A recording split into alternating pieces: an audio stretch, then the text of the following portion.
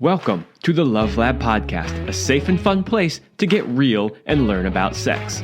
Whether you're a man or woman, single or couple, this is the show for you. I am your host, Kevin Anthony, and I am here to guide you to go from good to amazing in the bedroom and your relationships. All right, welcome back to the Love Lab Podcast. This is episode 325, and it is titled How to Navigate Relationship and Sexual Dynamics. So we're going to be talking today about relationship and sexual dynamics that show up, that people have to figure out ways to navigate on a regular basis. And we're going to use the framework of a tool that my guest has created. And we're going to show how that framework can help couples navigate those dynamics. There are so many different dynamics that show up in relationships, and some of them can be challenging. And, there are a lot of tools out there, some of which are good, some of which are not so good. But the basic gist of the tools is they're designed to try to help us understand who we are, who our partner is. And with that understanding, then learn how to navigate the relationship. Because if you don't understand, and this is something I see people do all the time. I have a friend who does this a lot. I was actually just telling him this the other day because it kind of drives me crazy. He figures out something that works for him, like some way of doing something or something, that really works. And then he thinks that's the way it has to work for everybody else. And so then he argues with you all the time about, yeah, but this and this, and then you need to do it like this. And then no matter how many times you try to explain to him, that doesn't work for me, right? And people do the same thing in their relationships. Like, this is the way I do it. This is what works for me, so it must work for you. And so these tools basically can help us understand each other. And when we understand each other better, then we know how we can, basically work with the other person. A perfect example of that would be something like, now I'm drawing a blank on it. It was just in my head a second ago. The love languages. Thank you. Wow, that just left my brain for a moment. But like understanding the love languages and realizing that maybe somebody's love languages are different than yours, and they might like to receive things different than you like to receive them, right? So that's kind of the gist, but we're gonna actually be talking about a completely different tool today, and I have a guest to help us walk through that and figure out how we can use this to help navigate relationship and sexual dynamics. Okay, so before we do that, short break for an ad from my sponsor, Power and Mastery 3.0. Power and Mastery 3.0 is the latest version of the popular men's sexual mastery course. If you are struggling with erectile dysfunction, premature ejaculation, or simply want to increase your skills in the bedroom, then Power and Mastery is for you. Join the exclusive club of men who have taken their sexual performance into their own hands and become sexual masters. Mastering your sexuality is a key component to becoming the man she has always dreamt of and craves. Don't leave your sexual performance up to chance or the throw of the dice. Become a sexual master today by going to powerandmastery.com and joining the exclusive club of men who have taken their destiny into their own hands. That's powerandmastery.com. Okay, my guest today is Shelly LaVigne. She's a seasoned love investigator. She offers not just insights, but a navigational compass through the complexities of relationships. By understanding the groundbreaking 4-cross love framework, you'll learn how to unlock the secrets to love, transforming your understanding from guesswork to clarity. So welcome to the show, Shelly. Thank you, Kevin. I'm sorry, I'm having some audio problems. I just want to make sure that you can hear me now. Yes, I can. Okay, it's going to have to be my computer microphone. That's just fine for now. Welcome to the show. Thank you, Kevin. So, as I kind of described in the beginning, you have a tool that you call the compass of love. And I'm wondering if we could just start out, because everything we talk about the rest of this episode is going to be about this tool and sort of how to use it and its implications. So could you start by explaining to people what the compass of love actually is? Well, as a love investigator, I have observed there are 4 positions on the compass of love.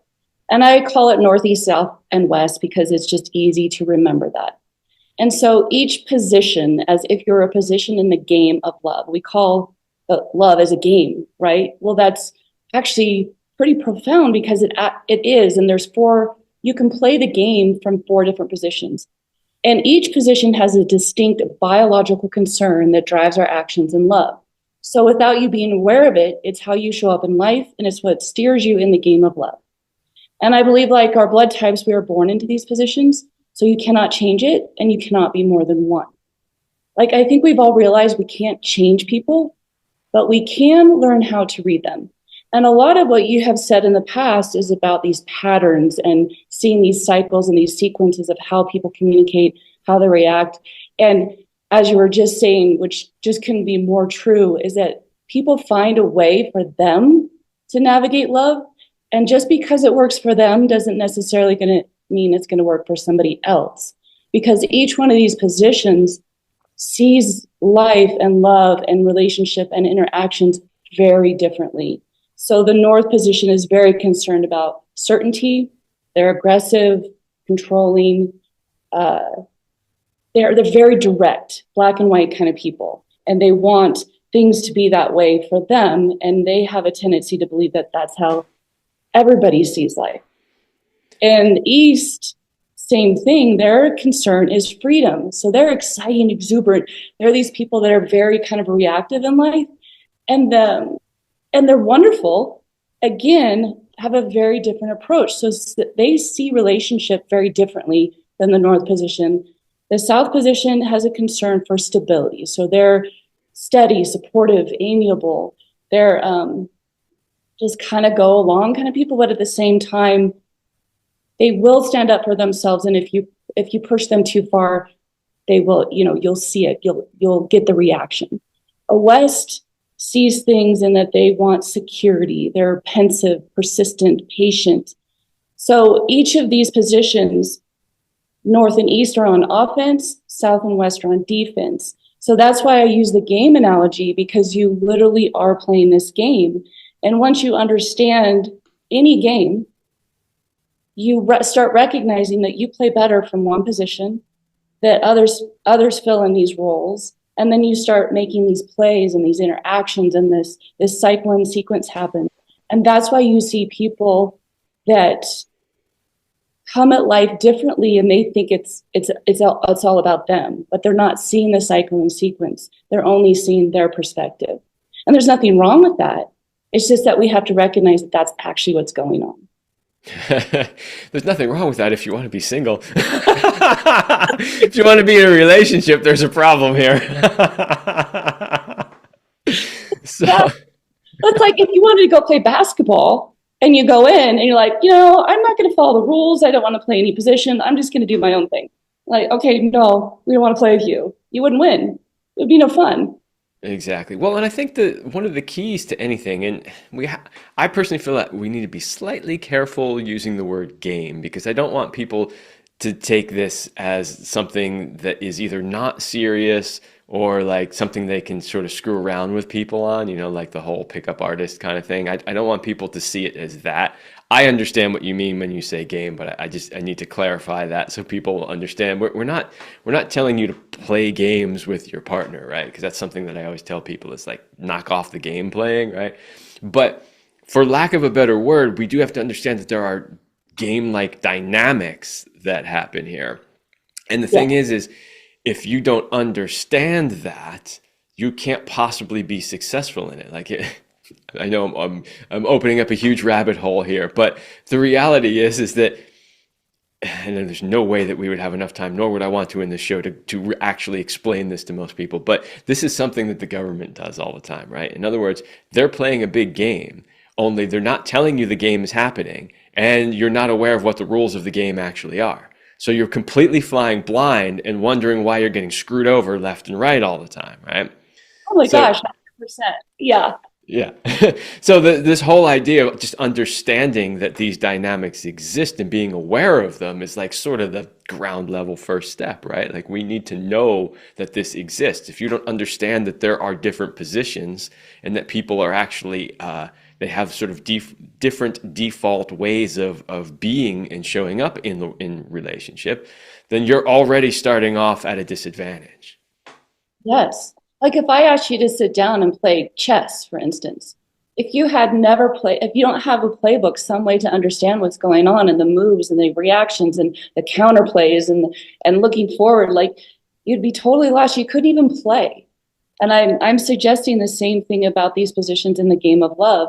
And thank you for clarifying that, because I think Neil Strauss's book definitely has that connotation, has that kind of notion about it, that I really appreciate you clearing that, because I think game for me is like sports. Like it's literally a game. Like we're in the game all the time, and we're in it 24/7, 365, no matter what you're doing. It's like you can't sit on the bench. You're always in it. So you better learn how to play effectively. And why not? Why wouldn't you want to play effectively? Like this is only everything. And love is the pinnacle of the game. Like that's what we all want the most. It's the number one thing by far that is written about, sung about, talked about, has us writhing in pain and stumbling head over heels into it. It's the number one thing. So why not learn how to play effectively? And I think that personality tests are interesting, but they don't really definitively tell us anything. Like you can kind of be all over the place based on your subjective answers, because they are subjective. And it's kind of, oh my gosh, if there's anything I've learned so far, it's that we have a really hard time maybe admitting who we are, but being honest about who we are versus who we want to be or how we want to be seen. And it's only because we don't have a way to really kind of define it or, put it in some way. And I don't like being labeled necessarily. Nobody wants to be labeled. We do that. But we at least have to recognize that this is truly happening underneath it all. I mean, you have seen, and all the time that you've done this relationship coaching, patterns, right? Like there's certain people that are always doing things a certain way. And you're like, I told you something different, but you're clearly continue to do the same thing, expecting the same result. Is that? Oh, absolutely. And the other thing that you can clearly see is, how different people's patterns either work together or don't work together, right? So this is a big thing when you're doing coaching work with couples and relationships. It's like you can see, okay, you've got this pattern and you've got this pattern. But then the third piece is, how do those patterns actually work together or not? Sometimes they do. Sometimes, people's patterns will actually feed each other, and sometimes they will absolutely make it so difficult to navigate. Well, that's so fascinating, because I have realized that opposites attract for a very, very important reason. Because the opposite of us fills that void, in a sense. It like, the kind of cliche, you complete me, is actually kind of true. Because the north position and the south position, the north is this very driven black and white person, and the south position is a very supportive kind of person. And those two together really, really make an interesting dynamic and a really amazing love story. Same thing with East and West. And you can also do the 90-degree positions, but you start realizing that that's really what I want and need. But at first, it's fun and exciting, and it's like this other part of me that I didn't even know that I had, that I don't know that I don't have actually, but I want to kind of understand it and appreciate it and realize that it's not part of me, but I like it. But then depends on the relationship. The conflict starts coming, because in a sense, they're keeping you from being the person you are, because their concern starts overruling the relationship. So the concern starts being the number one thing that they want, and it's the opposite of your partner. And that's where the friction starts coming in. We misunderstand, misinterpret, and I call it blind upset. So it's the chasm between what was said, how it was heard, how it was meant, how it played out, and how it makes each of us react and feel based on our position. And it can be very perturbing at a certain point. Yeah, the whole opposites attract thing is very interesting, because depending on what level you look at this, like we can't just say, all right, before I confuse people, let's just give some examples that make sense. let's look at a negative opposites attract pattern. If we want to use the lens of attachment styles, right? The number one pairing of attachment styles is somebody who's avoidant with somebody who's anxious. Now they're both completely opposite styles and they tend to attract each other, but in the most dysfunctional way that you can possibly think of, right? So that's an example of an opposites attract that's very negative. An example of an opposites attract that's very positive would be like, say, masculine and feminine energies, right? Mm. So that's a way where, you know, as a masculine man, having the feminine presence in my life actually makes my life better. Right. And vice versa. So I have, you know, for a feminine woman, having a masculine man who can show up and support her in all the ways that the masculine can, and, you know, the healthy ways, can be a very positive. So that's an example of an opposites attract where it actually could be a very good thing. So yeah, it's just interesting, that whole dynamic of opposites attract, because people argue about this all the time. And some people will say, no, opposites attract is such a good thing. And then other people are like, no, opposites attract is a terrible thing. And it's like, well, what lens are you using, you know, to view that? There's multiple different ways in which we are opposite. Some are healthy, some are not so healthy. Right, 100%. And I think, you know, the whole avoidant attachment thing is interesting, because I would say that there's just, the North in general is kind of a lone wolf. We don't mind doing things by ourselves. We just don't need that attachment necessarily. So I think in that book, The Attach, which I've read, you could kind of consider the North as avoidant, or even the West. And the East, they're kind of suggesting is anxious. So I don't think that they're opposites. It's just that they're looking at the world differently. And so the East person has a tendency towards being more anxious, being more needy, being more wanting that connection, because they're much more sensitive. And so that book is interesting. I think the number one thing I got out of that book, which I absolutely enjoyed, was protesting. So when you don't get what you want, you protest. And so every position has a different way of protesting. So for the North, they'll just leave. For the East, they want to talk it through. They want to be more like involved. And for the South, they're more just assessing, they're more thinking about it. And the West is definitely more, they'll go into hibernation and go back and think about it. So that's an interesting perspective, and I find it fascinating. I just find all these different ways of looking at relationships fascinating. But I think there's an underlying concern and interaction going on that I think we're all aware, we're kind of like all know that's there, but we just can't quite put our finger on it. And I think that this is what's going on, is that this cycle and sequence is happening. We're not understanding how that we relate with each other, and that it is actually very different. And understanding that helps us see that these opposites aren't necessarily good or bad, they just are. So when you say, people say, oh, they're good, oh, they're bad. No, they just are. So you have to understand, like, everybody wants to qualify things. Well, I don't think qualifying necessarily makes it good. It's just we have to recognize that it is what it is and work with that, versus just, you know, trying to say that it's good or bad. Yeah, absolutely. And, you know, I think maybe one of the best ways to describe, you know, the human experience and how these tools fit in with it is like, we're basically, if you think about it in terms of a hologram, right? When you look at a hologram, depending on what angle you look at it from, you see something different, right? So like, we as a human and as a spirit and as a, you know, body, we are kind of like a hologram. So it's like, you can't look at anything through just one dimension, because if you look at it through different dimensions, you're going to see different things. And that's why I think it's so valuable to have so many tools in the toolbox. That's why I like introducing the audience to a different way of seeing things, a different lens to look through, a different angle, right? So because the more tools you have, the more ways you can look at your relationship, the more information you can get. The more information you have, the better decisions you can make. So yeah, I think that's a good way of looking at it. And I would also say to your point about, oh, you might be able to say, the North is, sort of relating it to the attachment styles.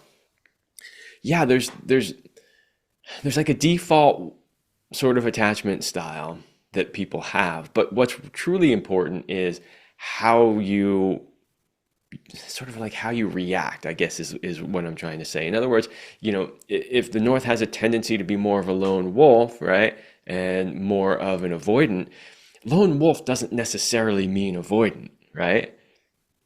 Lone True. wolf just means that when somebody's not like clinging to you, you're okay with that, right? But it doesn't mean you're trying to actively run away, you know? 100%.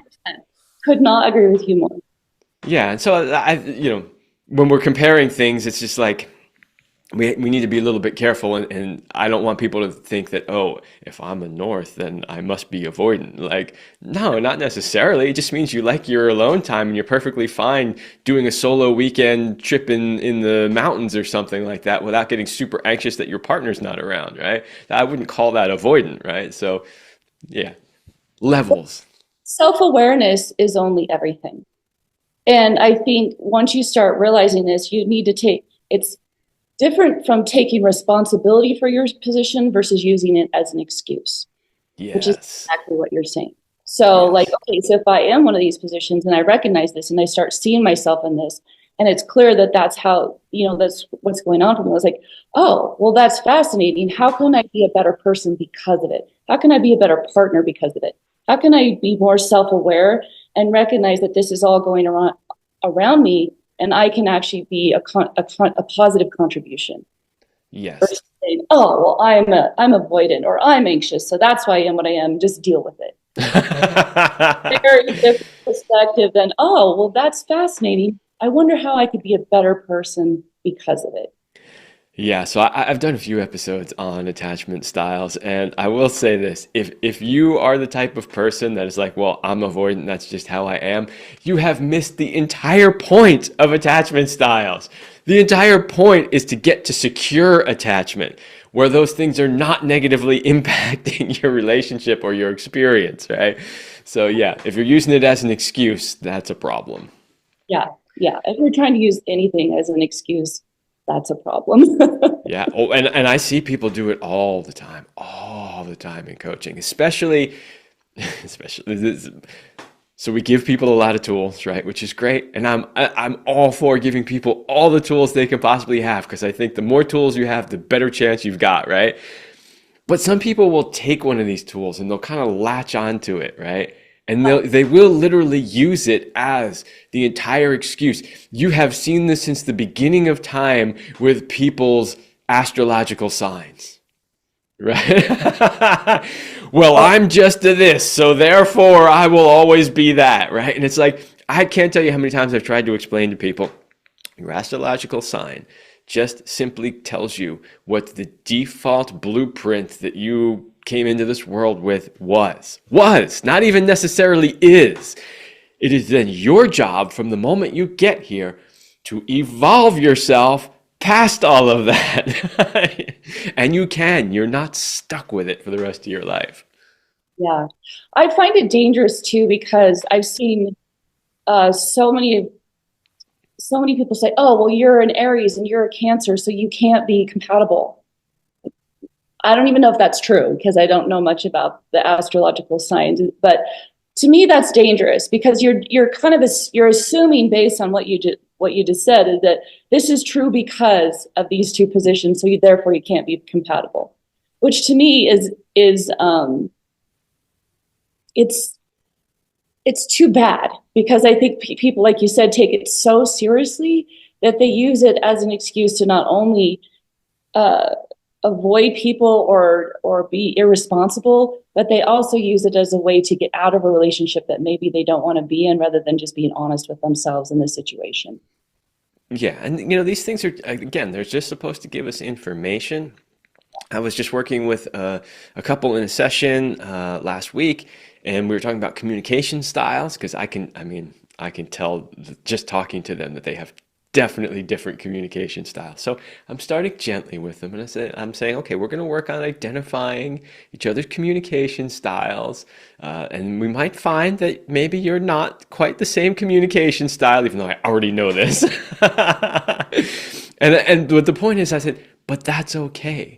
You don't have to be the same communication style. You just have to be aware of what each other's communication styles are. And then you know what tools and strategies to put in place to make that communication easier, right? So, back to the astrological signs, it's just like, rather than telling people you absolutely can't, you shouldn't, or don't, or whatever, it's just like, okay, if this person is this sign and this person is this sign, assuming that you're still relatively the same as far as you haven't grown a whole lot in your life, then that tells you that you may need, to employ a different strategy, or there may be certain challenges that will arise in this relationship that might not arise in other combinations that you will have to deal with. And then you get to make the choice of, am I up for that challenge or am I not up for that challenge?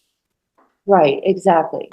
And how often, I mean, you've been doing this for some time, do you see other people projecting their concern or what they think is correct or right onto others to the point where they won't allow the relationship dynamic to happen or work?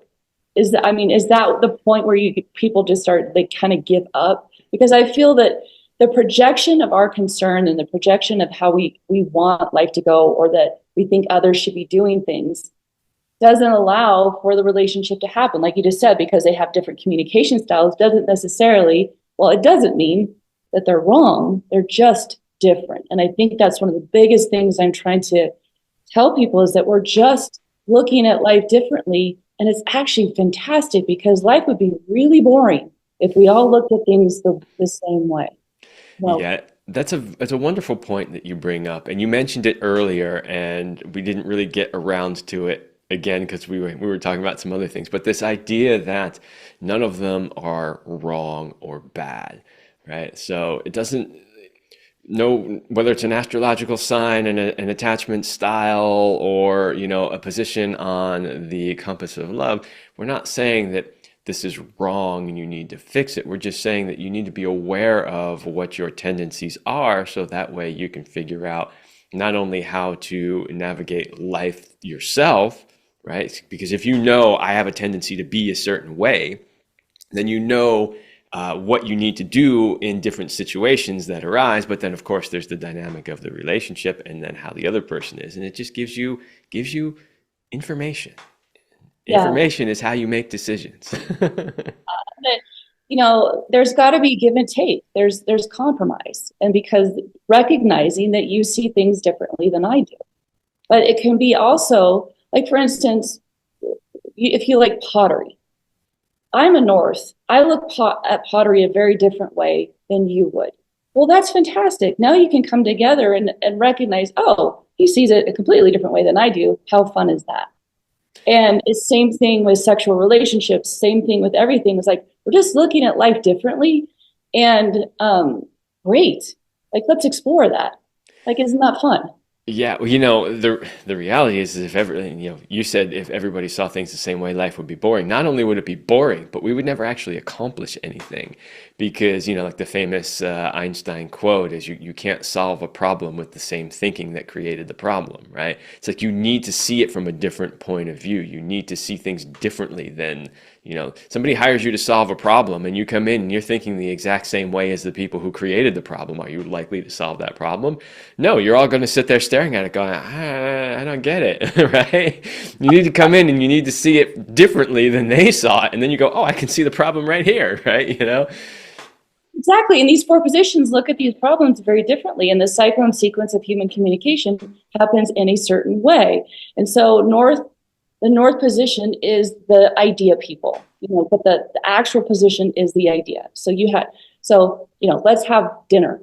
Okay, well, that's the idea. And then it goes to the East position and you go through the exploration. So information and possibilities are gathered. All right, well, what do we want to have? Like Thai, burgers, vegetarian. You decide on vegetarian. And then you go to actually doing the thing. This is the third part of this, the third part of the cycle. You actually do the thing. You eat. And then you go to reflection, which is the West, and you evaluate what happened. Would we come back? Was it the way we wanted? Was it worth it? And then this cycle happens 24/7, 365 in every single way, in all day long, every day. And you're always operating from your positional concern. So if you're a Northeast, South, or West, you're seeing that cycle happening from your perspective and your concern. So if you, like you said, you go into a problem in any situation and you have all these people and they have these different perspectives, their concern will come out in how they're going to solve the problem. But recognizing that this cycle is happening, and that once you see that that's happening and you can contribute to this cycle based on your concern and your position, then you can play effectively. It's like if we went to play basketball and we have a play called, right? So I used to play a lot of volleyball, but I had tons of basketball too. So if you have a play called and you have the person on the outside, throwing the ball in, each player has a certain sequence that they need to go to, whether it's blocking somebody or moving to a certain position, to go and create that so that play happens effectively. Hopefully, I mean, that's the goal, right? So they can get the ball in the hoop and score.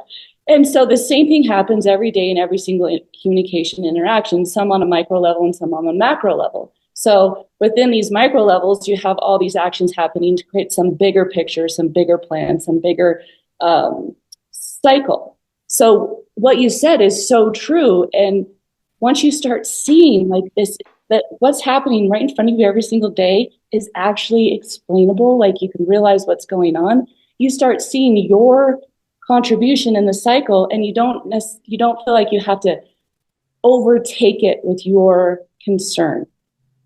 So this starts happening, and it's like it becomes effortless fun and like sweaty joy when it comes to basketball, right? Because then you start playing effectively and you're like, oh, I see that this is going on.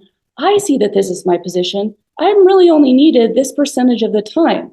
Because I feel like in certain situations, especially in group projects, some people feel like they have to control the whole thing. And it happens in relationships too, where they feel like they're the only ones that can see, like the rightness of it. Like, I'm always right. So I should be controlling this relationship, this sequence, this cycle, this group exercise. And they overtake the experience so that not everybody gets to experience in the way that they should. Do you see what I mean? So there's like a percentage almost of this cycle that if somebody takes it over, the other person isn't allowed their experience. And so it takes away from the whole entire thing. And I think that's happening in so many relationships.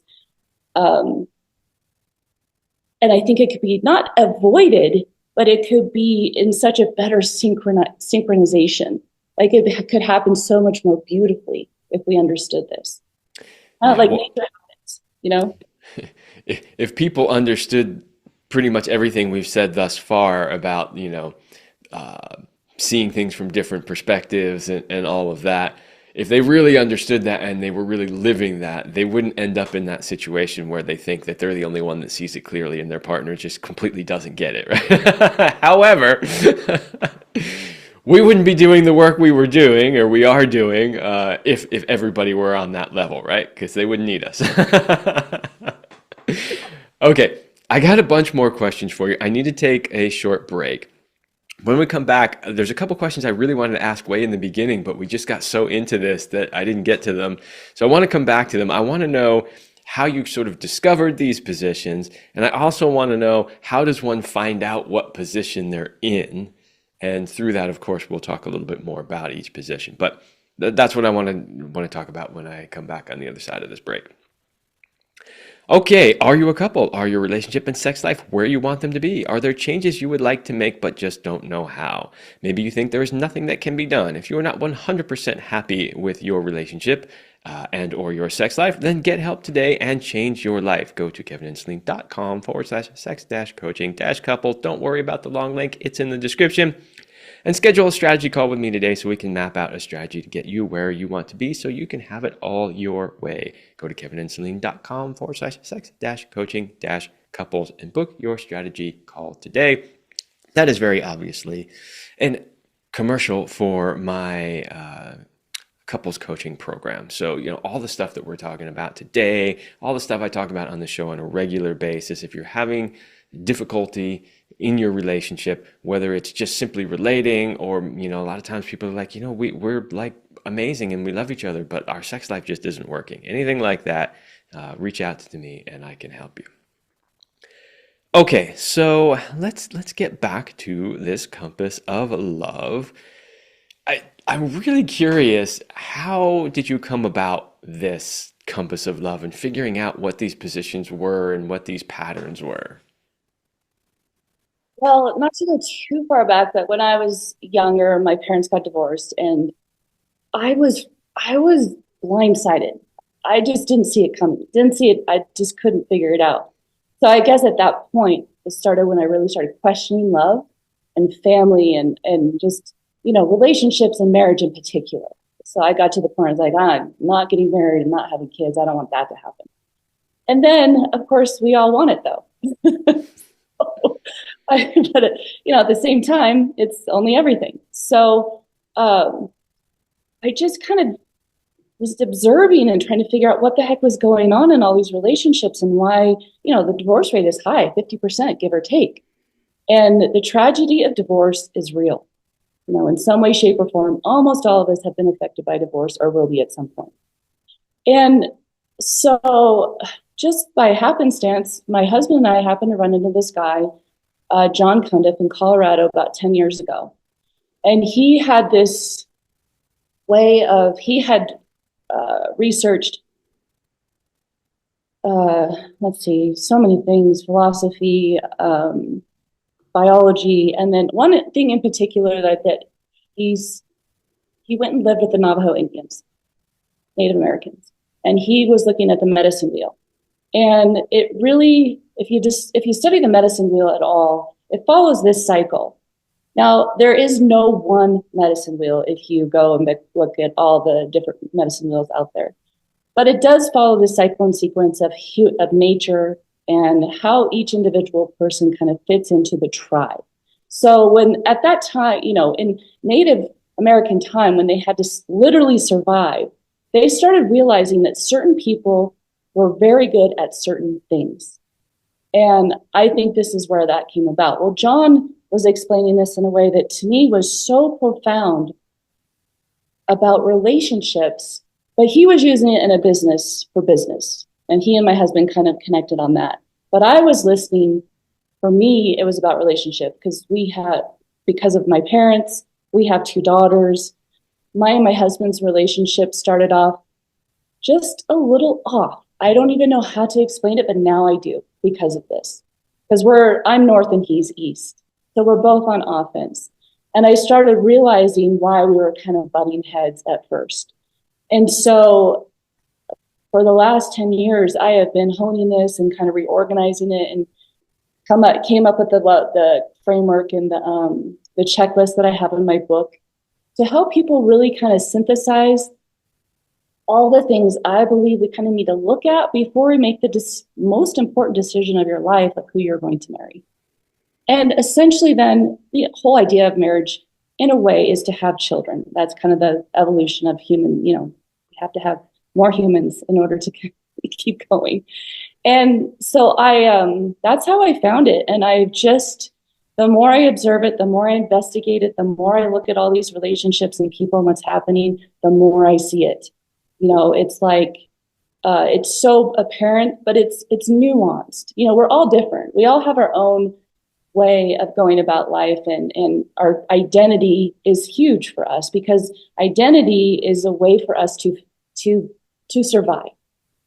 So our survival concerns help us to be a part of these tribes. And whether it's your family, whether it's a group of people, whether it's, your gym, the people that you go visit at the gym, you need an identity within that tribe to survive, not literally, but figuratively, because you want to be a part of it. Or you have your own tribe that you want to declare and identify as and be a professional within.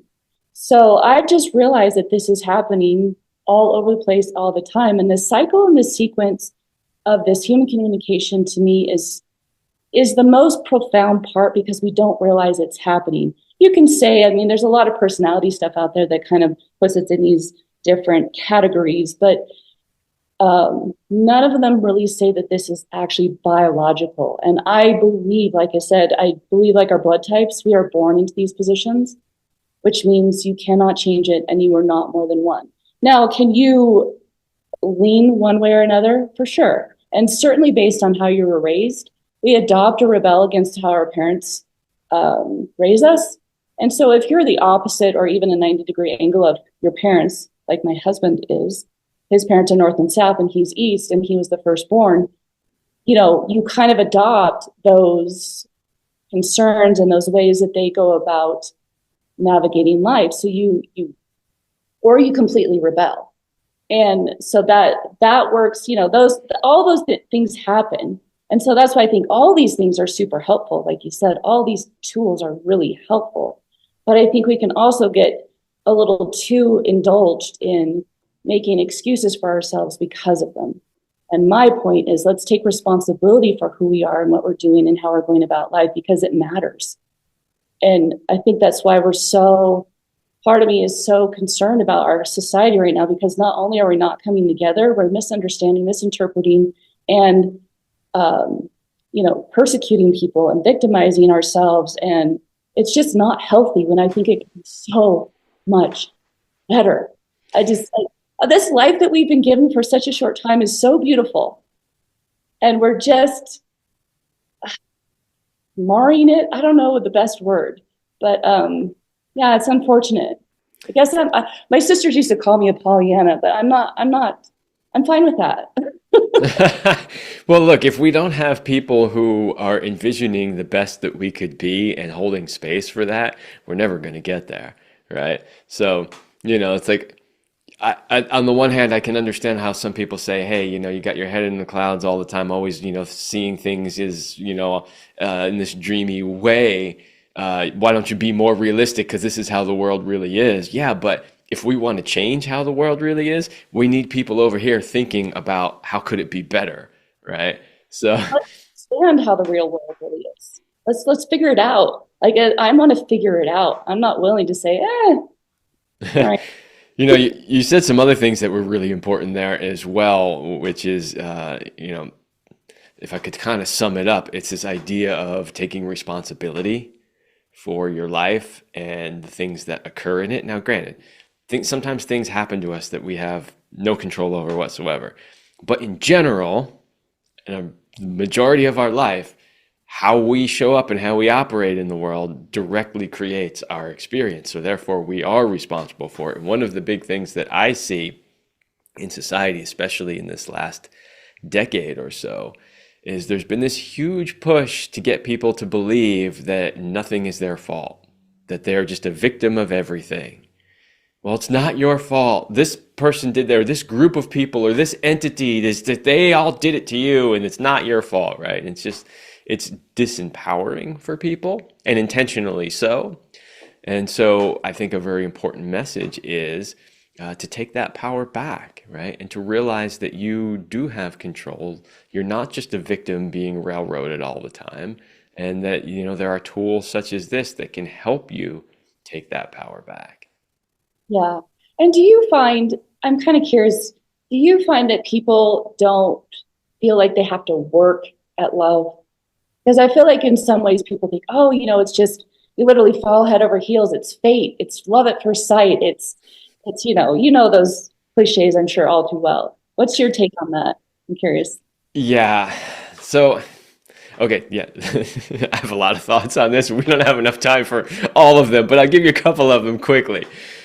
The first one is, yes, most people there are certain things in life that people just completely take for granted. They think they know how to do because they just do it, right? So like, I always use the super, way on the one end of the scale example, but it's like breathing, right? Everybody thinks they know how to breathe because they've been breathing since the day they popped out of their mother's womb, right?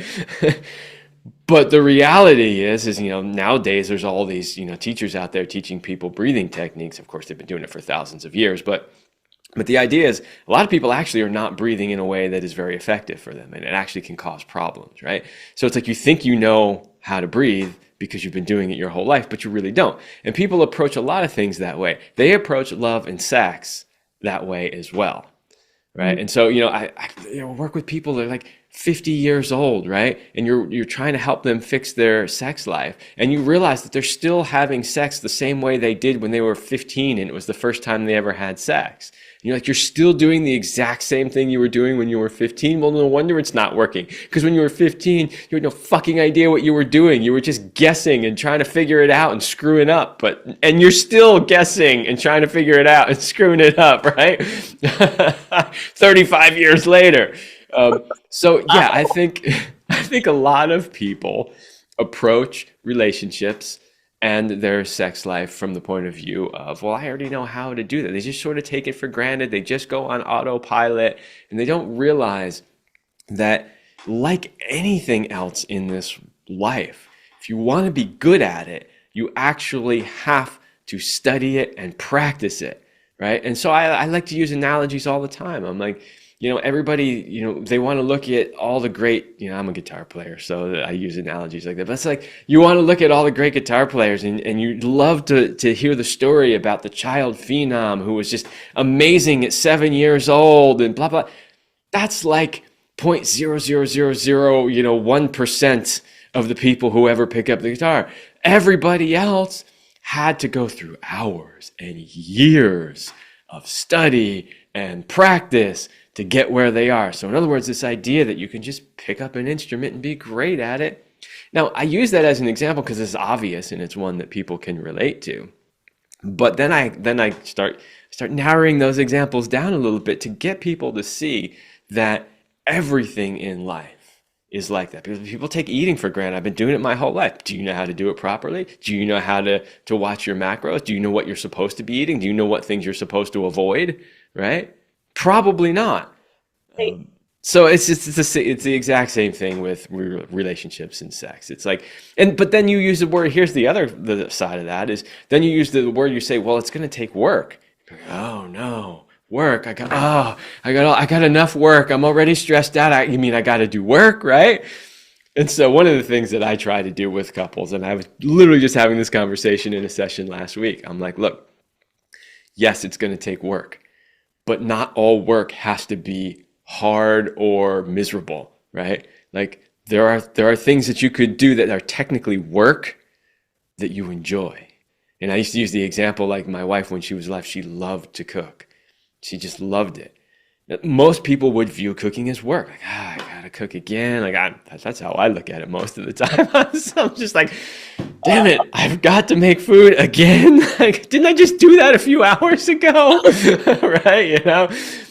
So for me, I see it more as like it's another task I got to do today, right?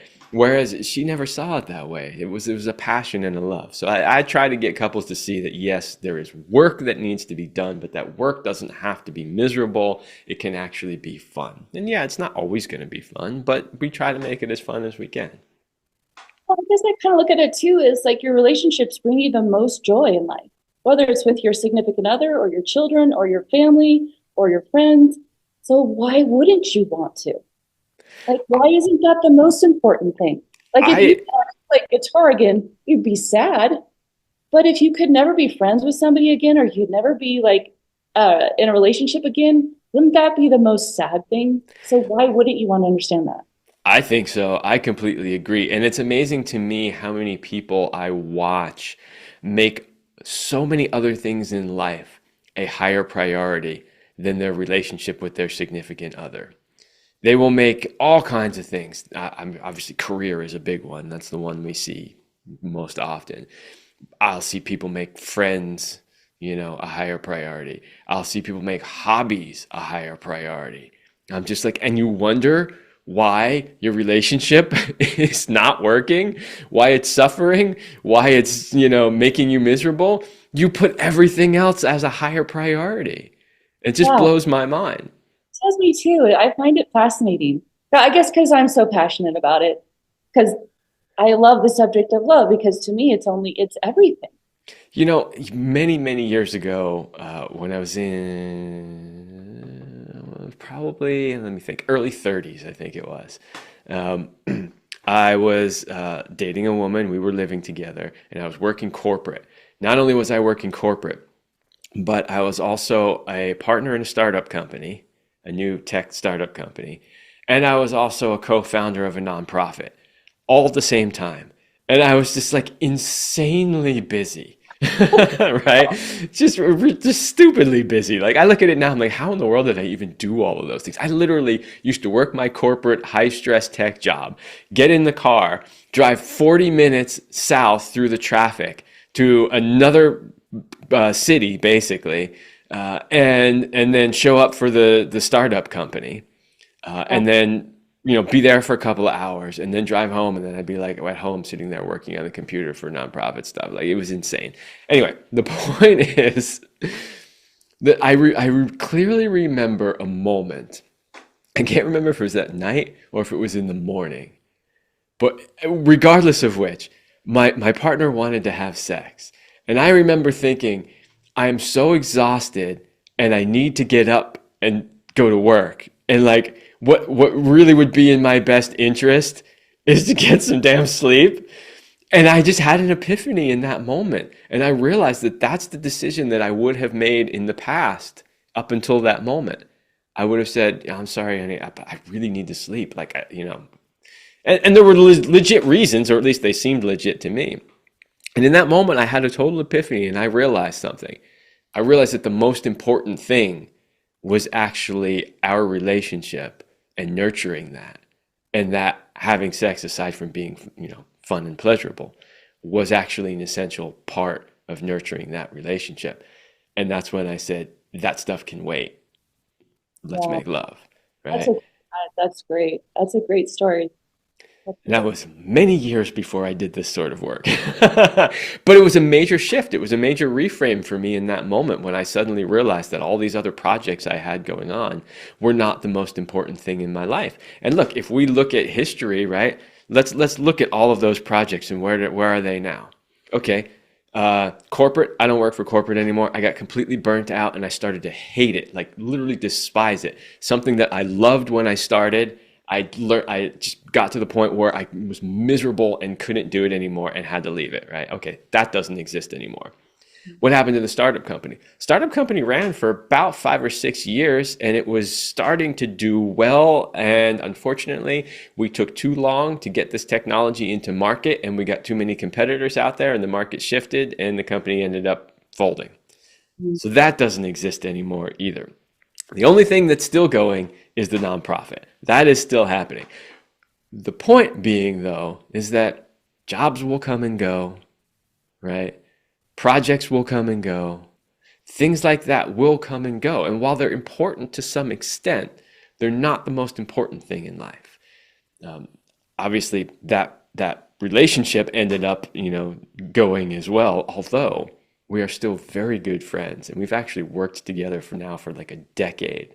Her and I. She's an amazing person who is still somebody who's very important in my life. So, but that's when you really get to like what's important in life, your relationships with your significant other, your marriage if you're married, your relationship with your kids.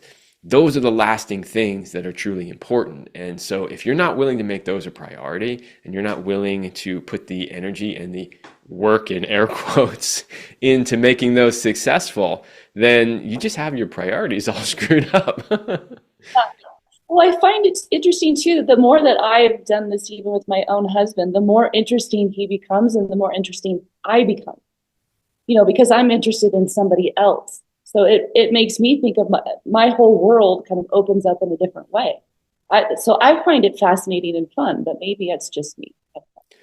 Well, yeah, and I guess maybe it sort of depends on your personality as well. But every every relationship, not just the significant ones, every relationship I've ever been in, I've learned something from that person, and I've taken something from that relationship that I've continued to carry on with me. And I'm not talking about emotional baggage either. I'm talking about, this person taught me this, or this person taught me that, or this person showed me this, or this person shifted my perspective on that, right? And so all of those things have been important in some way.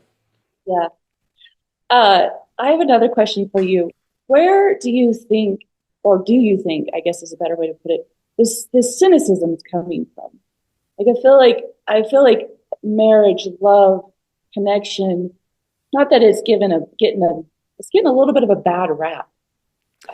I maybe it's because we're just not understanding each other. We're miscommunicating. We're getting angry with each other for no apparent reason. So we just rather forget it. Like I'd rather, how many bumper stickers have you said like I love my dog more than humans? I love my dog. Don't get me wrong, but It's a great question. This is another one where I don't really have enough time to share all of my thoughts, but I'll share a few of them like I did before. I will say this. I believe that there has been a concerted effort to destroy the traditional family unit. And I think it's been happening for decades, not just the most recent, very obvious stuff. And I think because of that, it has actually been rather effective.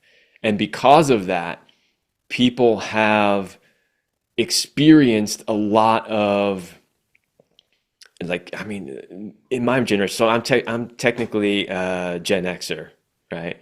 So that was really kind of the first generation where we saw significant divorce rates, yeah, right? So my generation growing up, I knew tons of kids. My parents were divorced as well. I was older by the time they divorced, but it's just like we kind of grew up in that dysfunctional divorce sort of culture, and then things have just gotten progressively worse, and because of that, we never learned how to have good relationships, and so then we have experienced our own massive amount of failed relationships and dysfunction, which has really just jaded us. Right? We just look at our entire, I'm 50 years old. If I didn't do this for a living and if I didn't actually learn how to get out of those patterns, like I could be just like everybody else looking at the world through a very cynical lens. Like, well, my parents got divorced and they didn't get along. And then, look at all my relationships. They've all failed. Like I could be stuck in that too if I didn't learn better. So I think that there's just been a lot of pressure that's really been deliberately trying to tear apart the family unit. I think people, as a result of that, have experienced a lot of relationship struggles and dysfunction, and they're jaded because that's what they've experienced their whole life. I mean, we're looking at now, what do we call on this most recent younger? Because it was the millennials, but now there's Gen Z, I think, are the ones that are younger than the millennials. I mean, when you're looking at Gen Z groups now, the idea of marriage is so outside of their thinking. Like, because say with millennials were like, yeah, we're not so much in for marriage, but we just want to like cohabitate, right? Like they basically we're gonna kind of play marriage, but we don't want to legally be involved in any of that. But now you're looking at the Gen Zers and they're like, we don't even want to do that. We just want to live this sort of like hookup culture, solo poly, just, kind of be our own thing, live by ourselves, but date multiple people kind of stuff. Like they're completely jaded on all this stuff. yeah, They're going to find, however, and actually the millennials are already finding this out. I was saying something about this on social media the other day, where you're starting now to see these, they're still somewhat young millennial women.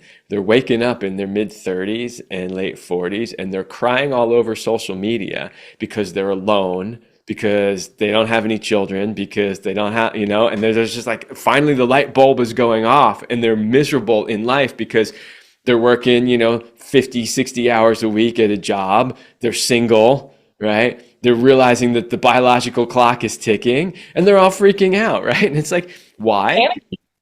Because you basically shunned all of the things in life that could have taken you in the direction that you're now lamenting you didn't go. yeah. And I mean, I think it's instinctual. I think it's part of our human nature, obviously, to want that.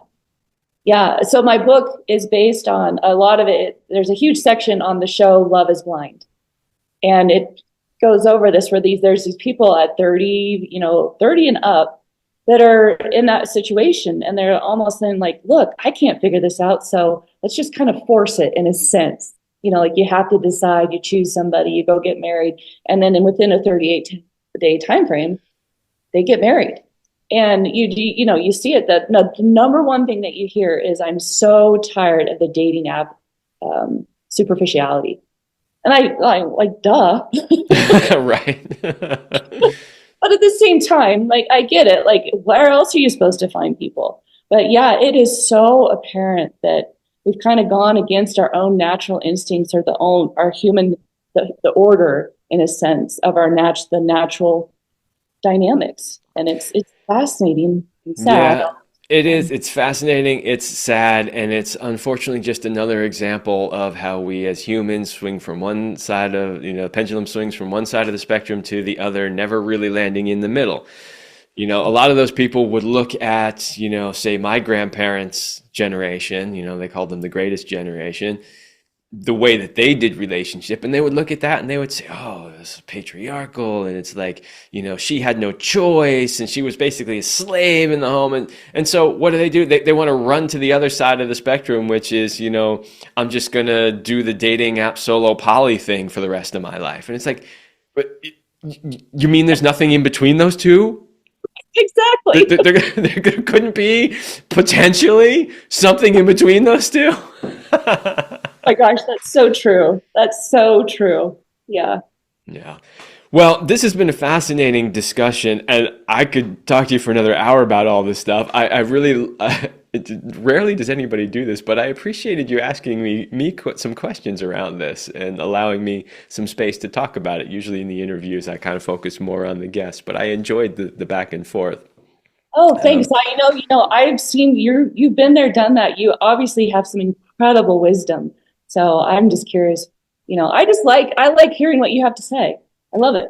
Well, thank you. I very much appreciate that. And we are pretty much out of time, but I think we did a fairly good job of, letting people know that this tool exists. And obviously, in just a moment, I'm going to give you a moment to, share where people can find your book, because, there's no way you could take an entire book and tell everybody what's in it in an hour, right? It's not possible. So the idea is, if you want to know more about this compass of love and the positions, today we kind of scratch the surface. We let you know that this tool exists. We kind of piqued your interest, hopefully, on how it might be able to help you navigate relationships. And then the next step is, if you really want to know more, you go out and you seek the book. I don't know if you're working with people, but now is the perfect time to tell people how they can find out more about this. Yeah, so the book will be out. It'll be out definitely by the time this comes on. And you can go to fourcrosslove.com. I write a love letter every Friday. So every Friday I base this information on these 4 positions and how you can better navigate not only yourself, but how you can relate to others in every aspect of your life. So the love letter to me is just fun because you get it every Friday, and it's this very short little thing. But go to fourcrosslove.com. I've got some stuff on the positions, like how you could be red flagging in your positions, which is also in the book. Sexual relationships is also in the book. And just understanding that, your position is, self-awareness is only everything. And then understanding positional awareness is just, it's mind-blowing. So yeah, I would love it. I've done the Audible version. I've got the ebook. I've got the paperback. I'm just super excited to share and hopefully bring some love back into more and more love back into the world. Like, that is my number one goal. Boy, do we need that. Yeah. Reminds me of the Burt Bacharach song. What the world needs now is love, sweet love. It's the only thing. I don't remember all the words. Oh, it's the only thing that there's just too little of. That's the rest of the words on that. That was even before my time, so I'm not even dating myself on that one, because that song predates me by quite a bit. Almost exactly the same age. So yeah, I hear you. That was a long time. Yeah. Well, Shelly, I want to thank you for coming on the show and sharing the knowledge and wisdom that you brought today, and I hope that people here got something out of it. Yeah, me too. Thank you so much, Kevin. And again, I apologize for the audio stuff. That's totally on my end. It happens. All right, everybody, that's all the time I have for this episode, and I will see you next week.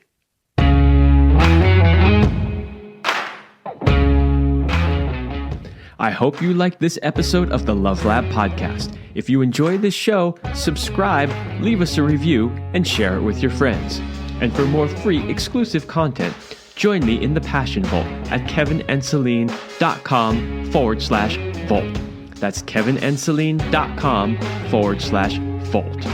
Thanks for listening, and remember, as Celine used to say, you're amazing.